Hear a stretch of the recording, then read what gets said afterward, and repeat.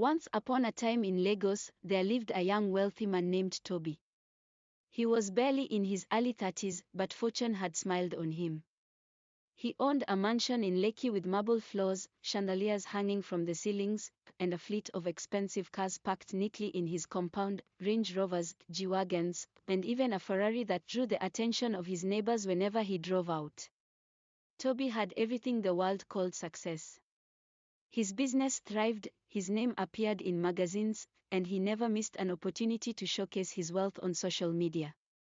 But behind the glamour, there was a wound he tried to ignore: his parents back in the village. Mama and Papa Toby still lived in the old mud house they had built decades ago.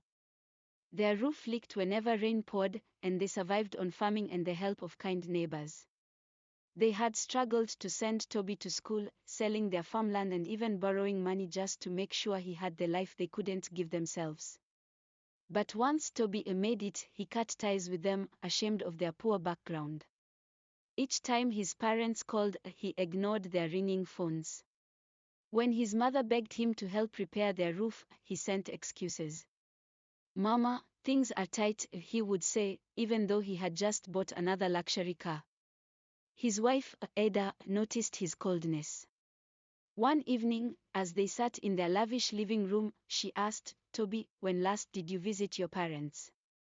Don't you think they deserve to enjoy the fruits of their labor?" Toby frowned. "Ada, please. Let's not talk about that.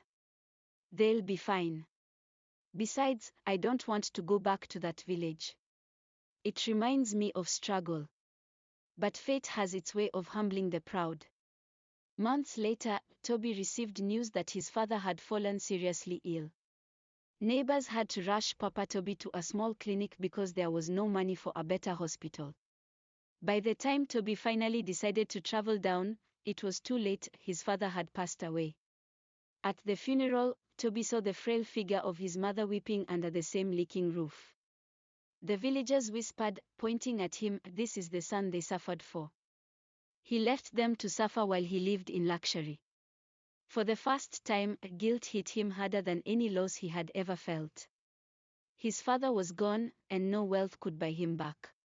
Standing by the graveside, tears streaming down his face, Toby realized that all the cars, mansions, and riches meant nothing if the people who loved him most were neglected. From that day, he changed. He rebuilt his parents' home, though his father never lived to see it, then moved his mother to Lagos, where she could finally rest. Toby learned the hard way that wealth is empty if it does not extend kindness to those who once sacrificed everything for you.